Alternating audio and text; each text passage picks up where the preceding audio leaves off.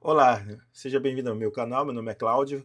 Você está acompanhando comigo uma leitura que a gente tem feito num projeto aí já há alguns anos, uns 2 anos mais ou menos, que a gente vem lendo o livro Mateus para Todos, ó, do eminente teólogo N.T. Wright.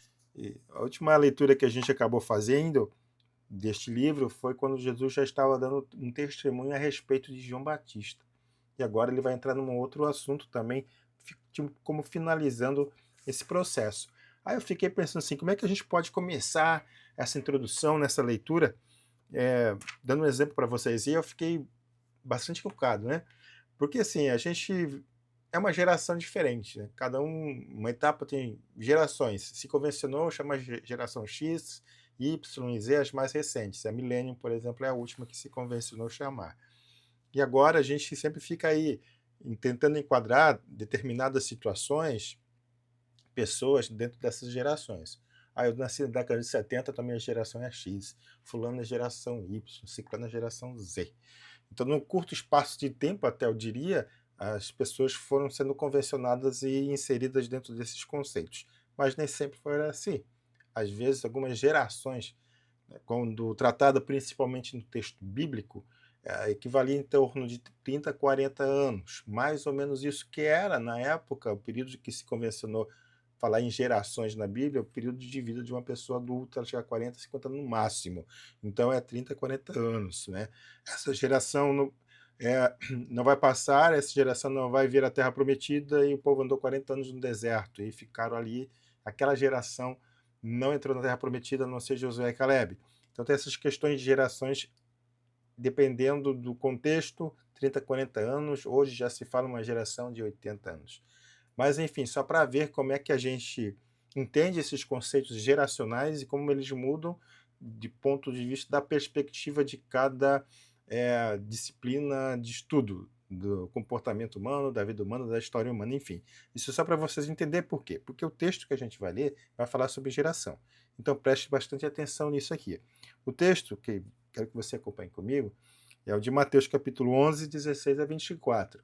Mateus 11, 16 a 24. Lembrando sempre que esse é o texto que eu vou ler aqui da Bíblia, é o que está no livro Mateus para Todos. O N.T. Wright faz alguns comentários nesse texto, a gente também comenta sobre aquilo que o autor coloca, sobre a experiência de vida, de fé que eu tenho, para que vocês também me acompanhem, dialoguem comigo a respeito disso. E o título que o N.T. Wright dá para essa passagem de Mateus 11, 16 a 24 é Jesus condena as cidades. Vamos lá. Como posso retratar essa geração? Pergunta Jesus. É como um bando de crianças sentados na praça da cidade, entoando canções umas para as outras. Funciona assim. Vocês não dançaram quando tocamos flauta. Vocês não choraram quando cantamos um lamento. O que quero dizer com isso? João, o Batista, veio e não comia nem bebia as coisas costumeiras, e as pessoas diziam: o que então ele tem em seu interior? Então veio o filho do homem comendo e bebendo normalmente, e as pessoas dizem: ó, vejam, ele é um beberrão, um comilão, o que se cerca de publicanos e dá ralé. Mas sabem, a sabedoria é o que ela faz, e a sabedoria será comprovada. Então Jesus começou a repreender as cidades em que realizara a maior parte de suas obras poderosas, pois elas não se arrependeram. É um dia ruim para você, Corazim, é um dia ruim para você, Betsaida, disse-lhe, se Tiro e Sidom tivesse presenciado o tipo de coisas poderosas que vocês testemunharam, já teriam se arrependido há muito tempo, vestindo roupas de saco e cobrindo-se de cinzas. Mas eu lhes digo, no dia do julgamento, Tiro e Sidom terão dias melhores do que vocês. E você, Cafarnaum, acha que será exaltado ao céu? Não, você será enviado ao Hades. Acha que se as obras poderosas que foram realizadas em você tivessem sido realizadas em Sodoma, ela permaneceria até hoje. Mas eu lhes digo, no dia de julgamento, Sodoma terá dias melhores que você.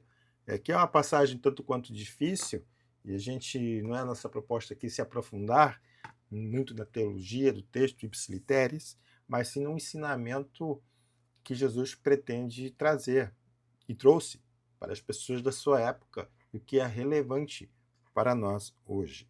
E essa pergunta que Jesus fala que é interessante. Como posso retratar essa geração? Se Jesus tivesse vindo hoje, aqui, agora, em fevereiro de 2026, como ele retrataria a nossa geração? Como ele retrataria a geração brasileira? As diversas camadas geracionais que se sobrepõem umas sobre as outras, X, Y, Z, que seja assim por diante, cujas ações, atos e responsabilidades são inerentes a cada um de nós? É uma pergunta que Jesus faz, é uma pergunta que a gente também deve se fazer. Como Jesus retrataria a nossa geração? O que você acha? No contexto no qual Jesus aqui então fala, ele fala de algumas cidades do Antigo Testamento, cidades que sofreram juízos.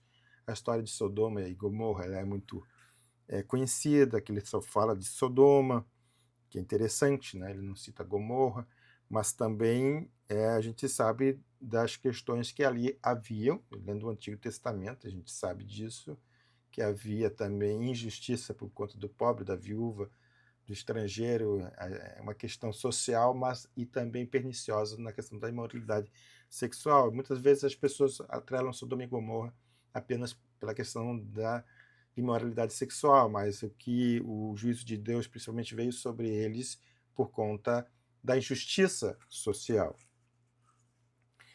E Jesus também fala aqui de certos vieses de comportamento que a gente tem, né? Quando a gente, por exemplo, tem uma tendência de julgar o outro ao ver uma pessoa que nós conhecemos, que nós sabemos que frequenta determinado círculo de fé, e de repente a pessoa está conversando com pessoas que já não expressariam a mesma fé, mas está lá no meio, e a gente começa a julgar esse tipo de comportamento. Então a gente precisa ter esse cuidado do não julgar, né? Jesus mesmo, conforme o texto que a gente acabou de ler aqui, ele andava no meio das pessoas simples, ele andava dos marginalizados, ele andava junto com aqueles nos quais os religiosos da sua época, os fariseus, os saduceus, consideravam pessoas anátemas, malditas, pecadoras. E Jesus estava ali no meio, comendo e bebendo com eles, anunciando o evangelho do reino dos céus. Mas vamos ver aqui o que o N.T. Wright, o que eu entendi também, assim, algumas pequenas transcrições que o N.T. Wright aqui me chamou a atenção na leitura do livro dele. Ele fala assim: João Batista levara uma vida de negação de si mesmo, como os santos ascéticos de muitas tradições. Lembrando que João Batista se vestia de forma simples, vestes de camelo, comia de couro, camelo, comia gafanhoto e mel. Então era um ascetismo que João praticava por um chamado que ele tinha. Agora, aqui estava Jesus celebrando o reino dos céus, com grupos que falavam do amor e do perdão, pródigos e generosos de Deus, e as pessoas o acusavam de ser rebelde. Jesus estava, portanto, com pessoas celebrando o reino de Deus, mas as pessoas religiosas entendiam que o que ele estava fazendo era errado.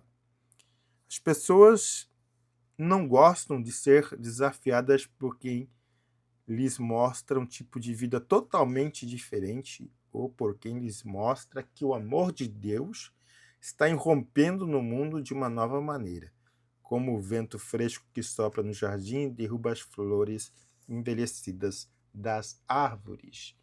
O N.T. Wright aqui aponta então que Jesus é o novo, que ele é o refrigério, que ele é o médico que vem curar as pessoas, que ele é o vinho novo e que ele vem para transformar aquela sociedade, vem para dar sabor, vem para mexer.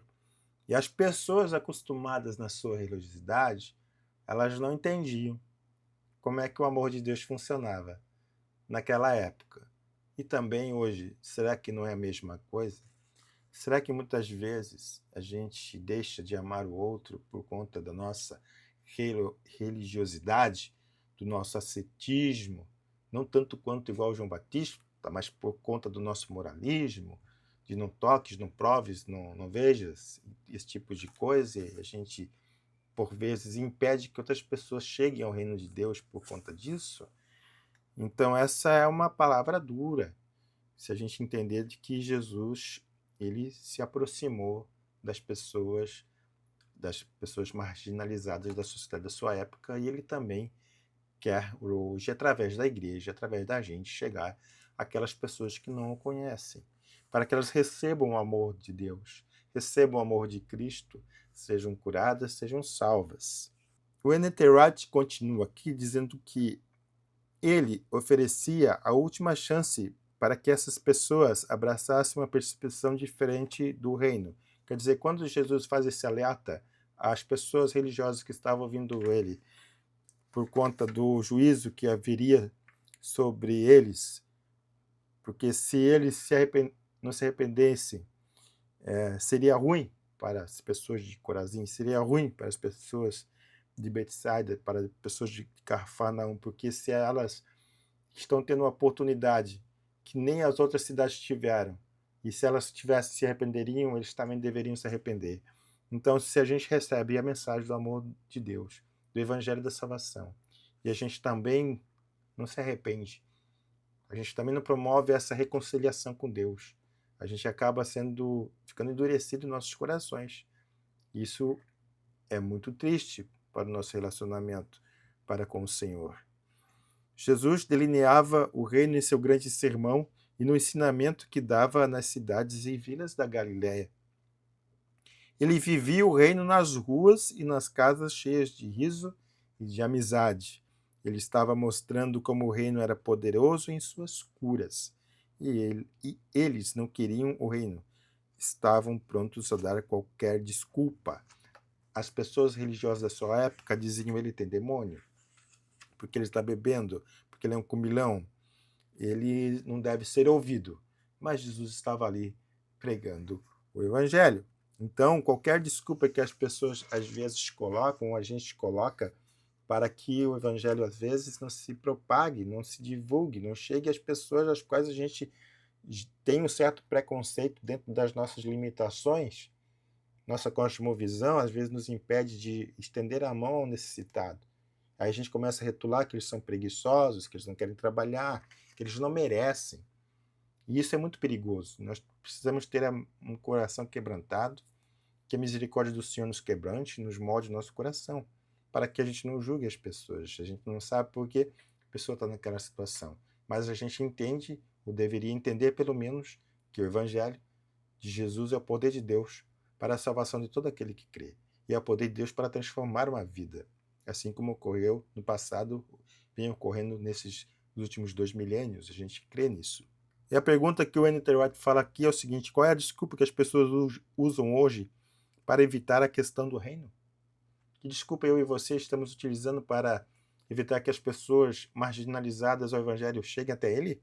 Como podemos continuar a ensinar o reino em um mundo que basicamente não quer conhecê-lo? As pessoas que, entre aspas, vivem no mundo que não conhecem ao Senhor, muitas vezes estão indiferentes a Ele.